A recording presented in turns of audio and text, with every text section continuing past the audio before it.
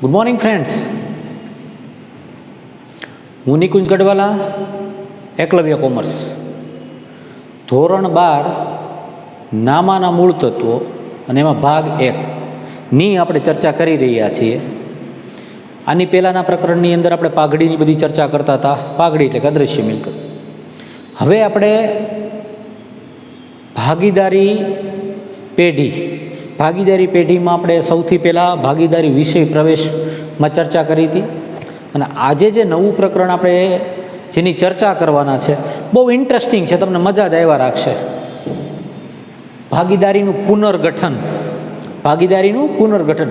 ફરીવાર ભાગીદારીની રચના જે કરવામાં આવે તે, એટલે કે સુધારા વધારા કરવામાં આવે તે. ટૂંકમાં બીજી રીતે કહી શકાય કે ભાગીદારી પેઢીમાં કોઈ પણ કારણોસર જે ફેરફાર થતો હોય એને તમે કહી શકો ભાગીદારીનું પુનર્ગઠન. તો અહીંયા તમને એવો પ્રશ્ન થાય કે ભાગીદારીનું ફેરફાર શું કામ થાય, ફેરફાર થવાથી એની અસરો શું થાય, એ બધું આપણે વિચારવું પડશે. એટલે જેને કહેવાય છે ભાગીદારીનું પુનર્ગઠન. એક વાક્યમાં તમે મેં સમજાવ્યું કે કોઈ પણ કારણોસર ભાગીદારી પેઢીમાં જો ફેરફાર થતા હોય તો એને ભાગીદારીનું પુનર્ગઠન કહેવાય છે. હવે આપણે ધોરણ 12 કોમર્સ અને બોર્ડ આવે. બોર્ડની અંદર આ પ્રકરણમાંથી કયા વિભાગમાંથી કેટલા માર્કમાં ને કેટલામાં પ્રશ્ન પૂછાય છે એ પણ આપણને ખબર હોવી જોઈએ. તો શરૂઆત આપણે ત્યાંથી કરીએ. પ્રકરણ 4 ભાગીદારીનું પુનર્ગઠન. 3 વિભાગ આવે છે, વિભાગ એ, વિભાગ બી અને વિભાગ સી.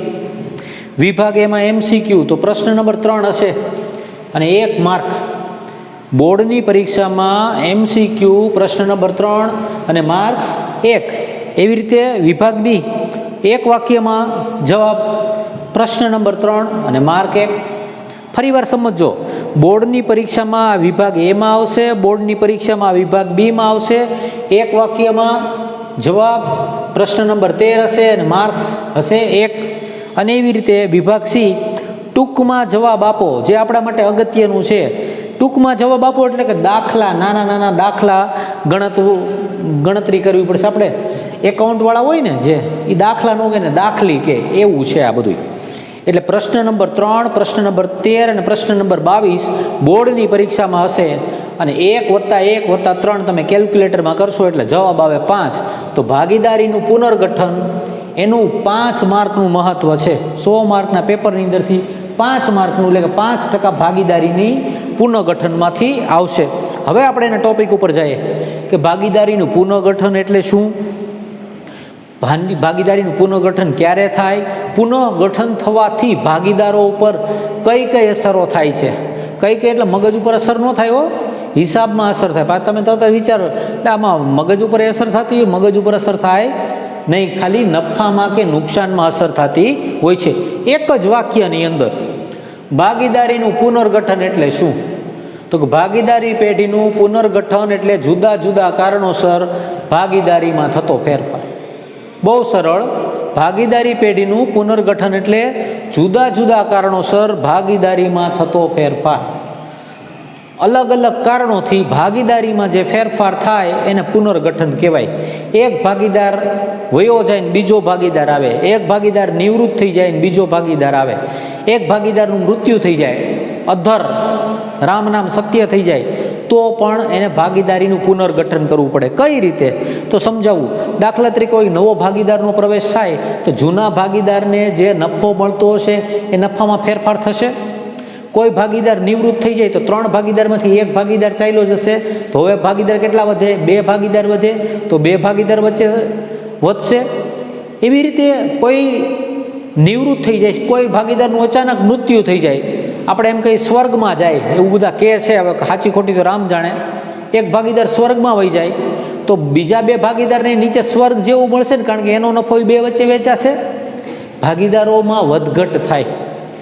ભાગીદારીનું પુનર્ગઠન એટલે ભાગીદારોમાં ફેરફાર થાય, ભાગીદારીમાં ફેરફાર થાય, ભાગીદારી પેઢીમાં ફેરફાર થાય, ભાગીદારોની સંખ્યામાં ફેરફાર થાય. 2ના 3 થાય, 3ના 2 થાય, 3ના 4 થાય, 4ના 3 થાય. અને બધાની અસર શેના ઉપર થાય, નફા ઉપર. તો કોકને નફો વધુ મળે ને કોકને નફો ઓછો મળે. કોઈક નવો ભાગીદાર આવે તો કોઈક ભાગીદારનો ભાગ ઓછો થાય ને કોઈક ભાગીદારને ભાગ વધુ પણ મળે. એ માટે થઈને આ પ્રકરણની અંદર બે શબ્દોનો પ્રયોગ થાય છે. એક છે લાભનું પ્રમાણ અને બીજું છે ત્યાગનું પ્રમાણ, જે આની અંદર આપણે ચર્ચા કરવાનું છે. પરંતુ એ પહેલાં ભાગીદારીનું પુનર્ગઠન કયા કારણોસર, એના સંજોગો કયા છે, અને પુનર્ગઠન થાય તો કઈ કઈ બાબતો ઉપર આપણે ધ્યાન આપવું પડશે, આપણે એની ચર્ચા કરીએ. જોઈએ ફેરફારના કયા કયા કારણો છે. બે ભાગીદાર છે, એ બે ભાગીદાર વચ્ચે નફો વેચાતો, આપણે સરખા ભાગે નફો વેચાય છે. એકને 60% મળે, એકને 40% મળે, એકને 70% મળે, એકને 30% મળે. હવે પાછું એવું નક્કી થાય કે આપણે આ પ્રમાણમાં ફેરફાર કરવો છે. 60% ને 40% ને 50% ને 50% મળે છે, 75% ને 25% મળે છે, એમાં ફેરફાર કરવો છે. તો સૌથી પહેલો મુદ્દો છે ચાલુ ભાગીદારો વચ્ચે નફા નુકસાનના ફાળવણીના પ્રમાણમાં ફેરફાર થાય. બે ને બે જ ભાગીદારો હોય, બંને ભાગીદારોના નફા નુકસાનના ફાળવણીના પ્રમાણમાં ફેરફાર થાય તો પણ તમે એને કહી શકો ભાગીદારીનું પુનર્ગઠન. શું થાય? ભાગીદારીનું પુનર્ગઠન. અને આ પ્રકરણની અંદર આપણે આ જ જોવાનું છે, ચાલુ ભાગીદારો વચ્ચે નફા નુકસાનની ફાળવણીના પ્રમાણમાં ફેરફાર. જે જૂના ભાગીદારો હશે, એટલે કે જૂનો ભાગ અને નવો ભાગ, એ બંને વચ્ચેનો તફાવત આપણે ગોતવાનો રહેશે. એટલે કે ભાગીદારીમાં ફેરફારના કારણો ક્યાં, ભાગીદારી પુનર્ગઠનના કારણો ક્યાં ક્યાં છે? તો કે સૌથી પહેલું આવશે નફા નુકસાનની ફાળવણીના પ્રમાણમાં ફેરફાર થાય તે. બીજું છે ભાગીદારી પેઢીમાં નવા ભાગીદારનો પ્રવેશ થાય.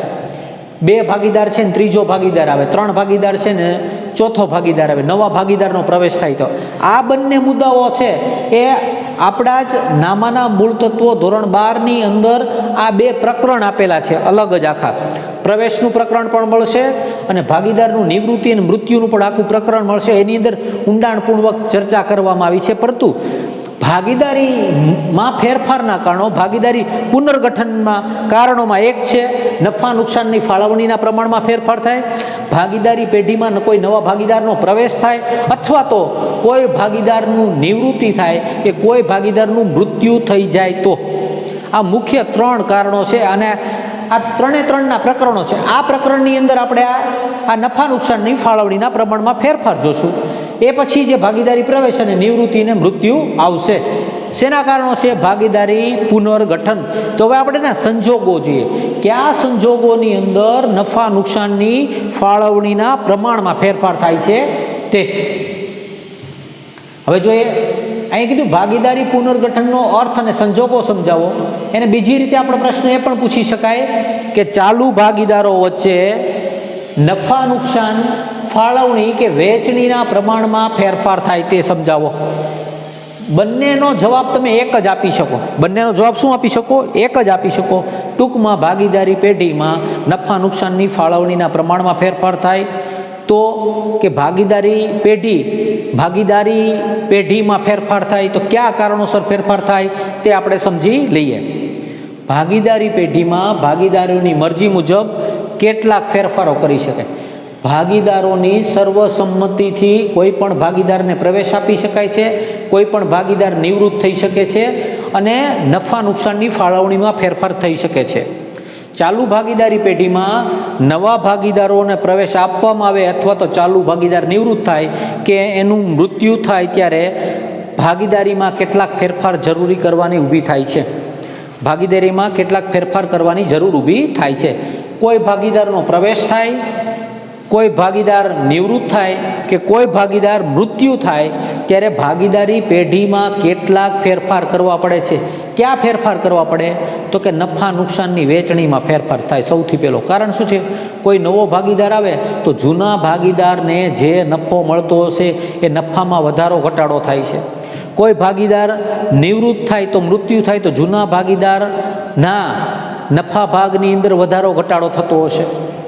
એટલે કે શું થાય? કોઈ પણ ભાગીદારનો પ્રવેશ થાય, કોઈ ભાગીદારનું મૃત્યુ થાય, કોઈ નિવૃત્ત થાય તો ભાગીદારીમાં કેટલાક ફેરફાર આપણે કરવા પડે છે, જેના સંદર્ભમાં ભાગીદારમાં જે જરૂરી ફેરફાર કરવામાં આવે તેને ભાગીદારીનું પુનર્ગઠન કરવામાં આવે છે. ભાગીદારી પેઢીમાં કોઈ પણ ભાગીદારનો પ્રવેશ થાય, કોઈનું નિવૃત્તિ થાય, કોઈનું મૃત્યુ થાય તો તો ભાગીદારી પેઢીમાં જે ફેરફાર કરવામાં આવે છે એને શું કહેવામાં આવે છે? ભાગીદારીનું પુનર્ગઠન કહેવામાં આવે છે. આમ ભાગીદારીનું પુનર્ગઠન એટલે જુદા જુદા કારણોસર ભાગીદારીમાં થતો ફેરફાર. જુદા જુદા કારણોસર ભાગીદારી પેઢીમાં જે ફેરફાર થાય એને આપણે શું કહીએ છીએ? ભાગીદારીનું પુનર્ગઠન. હવે જે મુદ્દા છે એ મુદ્દા આપણા માટે બહુ અગત્યના મુદ્દાઓ છે. આ મુદ્દાઓ તરત જ પિન પોઈન્ટ કરશે તમને કે ક્યાંથી શું ફેરફાર થાય છે ને શું કામ ફેરફાર થાય છે. તો આપણે જોવાના છે ને સંજોગો. શેના સંજોગો છે જુઓ. સામાન્ય રીતે નીચેના સંજોગોમાં પુનર્ગઠન જરૂરી બને છે. ભાગીદારી પેઢીનું પુનર્ગઠન કયા સંજોગોની અંદર થાય છે? તો આ સંજોગોની અંદર, એટલે કે નફા નુકસાનના ફાળવણીના પ્રમાણમાં નીચેના કારણોસર ફેરફાર થાય છે. આ કારણો હોય ને, આ બધા કારણો, તો એ કારણોસર શું થાય છે? નફા નુકસાનની ફાળવણીના પ્રમાણમાં ફેરફાર થાય છે. આ સંજોગો નંબર 1. જ્યારે કોઈ ભાગીદાર નાદુરસ્ત તબિયતને કારણે ધંધામાં સક્રિય રસ લેવાનું બંધ કરે. કોઈ ભાગીદાર છે અને અત્યારે તમે જાણો છો કોરોના છે, કોરોના થઈને તબિયત વધારે બગડી ગઈ તો ભાગીદારી પેઢીમાં આવવાનું જ બંધ કરી દે. 1 મહિનો 2 મહિનો 3-4 મહિના ન આવે. એટલે કે નાદુરસ્ત તબિયતને કારણે કોઈ ભાગીદાર ધંધામાં રસ લેવાનું બંધ કરી દે તો, ભાગીદારી પેઢીમાં આવવાનું બંધ કરી દે તો તબિયતને કારણે, તો શું થાય? તો કે બાકીના 2 ભાગીદાર છે એ બાકીના 2 ભાગીદાર વચ્ચે શું વેચાય? નફો વેચાય છે. એટલે પેલું કારણ શેનું છે? ભાગીદારી પુનર્ગઠનનું. કોઈ પણ ભાગીદારની તબિયત સારી ન રહેતી હોય, નાદુરસ્ત તબિયત હોય કે કોઈ અકસ્માતના કારણોસર પણ ભાગીદારી પેઢીમાં સક્રિય રસ લેવાનું બંધ કરી દે, નિયમિત ન આવે, પેઢીમાં ધ્યાન ન રાખે, તો એ ભાગીદાર એને કારણે થઈને નફા નુકસાનની ફાળવણીના પ્રમાણમાં ફેરફાર થશે. કારણ કે બાકીના ભાગીદારો એમ કે ને કે ભાઈ આ તો આવતો નથી, આને થોડો નફા ભાગ મળે, એટલા માટે નફા નુકસાનના ફાળવણીના પ્રમાણમાં ફેરફાર થાય છે. બીજું, ધંધા માટે પૂરતો સમય ફાળવી શકે તેમ ના હોય ત્યારે બીજા ભાગીદારો ધંધાનું સંચાલન સોંપે. દાખલા તરીકે એ નામનો વ્યક્તિ પહેલાં ધંધાનું સંચાલન કરતો હોય, પરંતુ એ નામના વ્યક્તિએ કોઈક બીજી જગ્યાએ રોકાણ કર્યું હોય અને આ ભાગીદારી પેઢીની અંદર વધુ સમય ન આપતો હોય અને બી નામની વ્યક્તિને, એટલે કે બીજા ભાગીદારને ધંધાનું સંચાલન સોંપી દે તો પણ નફા નુકસાનની ફાળવણીમાં ફેરફાર થાય છે. એટલે કે એક વ્યક્તિ છે ધંધા માટે દાખલા કે દરરોજ 10 કલાક આવવાનું હોય, 10 કલાકની બદલે 3 કલાક જ આવે ને 2 કલાક જ આવે નહીં, તો એનો મતલબ છે કે તમારે બીજા વ્યક્તિને આખું સંચાલન આપવું પડે. તો એ સમયની અંદર પણ નફા નુકસાનની ફાળવણીના પ્રમાણમાં ફેરફાર થાય છે. શું કામ ફેરફાર થાય? તો કે જે વ્યક્તિ વધુ કામ કરતા હોય છે એને સામાન્ય રીતે વધુ નફા ભાગ મળવો જોઈએ, અને જે ઓછો સમય આપે છે, ઓછો સમય ફાળવે છે, એને નફા ભાગ ઓછો મળે, એટલે નફા નુકસાનની ફાળવણીના પ્રમાણમાં ફેરફાર થાય છે. પ્રવેશ આપવામાં આવે, નવા ભાગીદારને પ્રવેશ આપવામાં આવે. 2 ભાગીદાર છે અને ત્રીજો ભાગીદાર આવે, 3 ભાગીદાર છે અને નવો ભાગીદાર આવે, એટલે સ્વાભાવિક રીતે કોઈ તમે નાસ્તો કરવા બેઠા છો, પાર્લેજીના ક્રીમવાળા બિસ્કિટ લઈને બેઠા, તમારી પાસે 12 બિસ્કિટ છે અને તમે 2 જણા હોય તો 2ના ભાગે 6 બિસ્કિટ આવશે. હવે કોઈક નવો ભાગીદાર આવે, કોઈક ત્રીજો વ્યક્તિ તમારો મિત્ર આવે, તો હવે શું થશે? 6 ને 6 12 બિસ્કિટમાંથી પેલા 2 જણા ખાવાના, હવે કેટલા જણા? 3 જણા ખાવશે. એટલે તમારા 2ના ભાગમાંથી 2 બિસ્કિટ ચાલ્યા ગયા. હવે 2ના ભાગે કેટલા આવે? 4, એટલે 3ના ભાગે 4 બિસ્કિટ આવશે. એનો મતલબ થયો નવા ભાગીદારને લાભ થયો અને જૂના ભાગીદારોને ત્યાગ થયો. જૂના ભાગીદારોને નફામાં ઘટાડો થયો અને નવા ભાગીદારને 4 બિસ્કિટ નવા મળ્યા. તો એને ત્યાગનું પ્રમાણ અને લાભનું પ્રમાણ, જે આપણા આગળના મુદ્દા છે આમાંથી ખબર પડશે. ટૂંકમાં નવા ભાગીદારનો પ્રવેશ થાય એટલે નફા નુકસાનની ફાળવણીના પ્રમાણમાં ફેરફાર થાય છે. અને જ્યારે કોઈ ચાલુ ભાગીદાર પેઢીમાંથી નિવૃત્ત થાય અથવા તેમનું મૃત્યુ થઈ જાય, 3 ભાગીદાર છે, 3 ભાગીદારને સરખા ભાગે નફો મળે છે. 3 ભાગીદારને સરખા ભાગે નફો મળે છે. એટલે 3ને 33%, 33% ને 33% નફો મળે છે બધા ભાગીદારને. એટલે 100 ભાગ્યા 3 કર્યા એટલે 3ને 33% મળી ગયો. હવે એક ભાગીદાર નિવૃત્ત થઈ જાય છે અથવા તો મૃત્યુ થઈ જાય તો હવે વધે કેટલા? 2. તો 2 ભાગીદાર વચ્ચે 100% નફો વેચાશે તો શું થશે? 2 ભાગીદારને 50% નફો મળશે. એટલે ટૂંકમાં શું થયું? નફા નુકસાનની ફાળવણીના પ્રમાણમાં ફેરફાર થયો, એટલે 2 ભાગીદારના નફાના ભાગમાં વધારો થયો, એટલે લાભ થયો. 33%ની બદલે 50%, આને પણ 33%ની બદલે 50% થયો. એટલે આ બધી જ પરિસ્થિતિની અંદર આ બધા એવા સંજોગો છે કે જેમાં ભાગીદારીનું પુનર્ગઠન જરૂરી બને છે, કે ભાગીદારી પેઢીમાં ફેરફારના બધા કારણો છે, આ સંજોગો છે કે જ્યારે નફા નુકસાનની ફાળવણીમાં આપણે ફેરફાર કરવો પડે. ફરીવાર કોઈ પણ ભાગીદાર નાદુરસ્ત તબિયતને કારણે ધંધામાં સક્રિય રસ લેવાનું બંધ કરી દે, કોઈ ભાગીદાર પૂરતો સમય ન આપે તો, કોઈ નવા ભાગીદારનો પ્રવેશ થાય તો, અને કોઈનું નિવૃત્તિ થાય અને કોઈનું મૃત્યુ થાય તો શું થશે? નફા નુકસાનની ફાળવણીના પ્રમાણમાં ફેરફાર થશે. આ પ્રકરણની અંદર આપણે 2 ભાગમાં વહેંચાયેલું છે. એક મિલકતો અને દેવાનું પુનઃ મૂલ્યાંકન કરવામાં આવે તે, અને બીજું છે નફા નુકસાનની ફાળવણીના પ્રમાણમાં ફેરફાર થાય તે. નફા નુકસાનની ફાળવણીના પ્રમાણમાં થાય એટલે કોક ભાગીદારને ત્યાગ થાય અને કોકને લાભ થાય. તો તમને અહીં પ્રશ્ન હાલ, ત્યાગ અને લાભ એટલે શું?